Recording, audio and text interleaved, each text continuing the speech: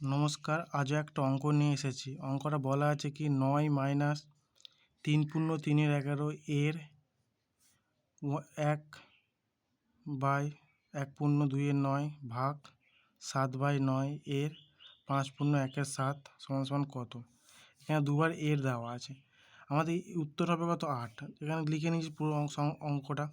আমরা প্রথমে এর থাকলে আমরা জানি বদমাস নিয়মে প্রথমে এর মানে অফ, এর কাজ প্রথমেই এরম থাকলে এর কাজ করব। এর মানে হচ্ছে গুণ, এর মানে কি গুণ।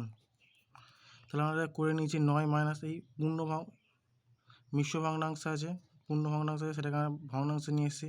3 এর 33 আর 3 যোগ করলে 36/11, এর মানে গুণ 11/9 ভাগ, এখানে ভাগ থাকলে ভাগের নিয়ম করবো না, আগে আমরা কি এর কাজ করব।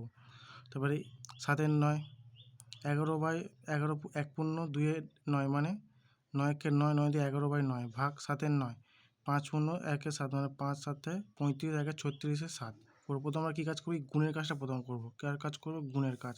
তাহলে করলে 7 দিয়ে কাটলে 7 7 কেটে গেল, 9 দিয়ে কাটলে 4 নং 36, 11 11 কেটে গেল, 9 দিয়ে কাটলে 4 নং 36। তাহলে কী বলো? 9 বিয়োগ 4/4।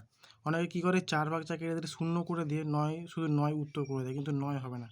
4/4 কাটা করলে ভাগফল কত হয়? 1, ভাগফল হয় 1, তাই 9 বিয়োগ 1 সমান কত? 8।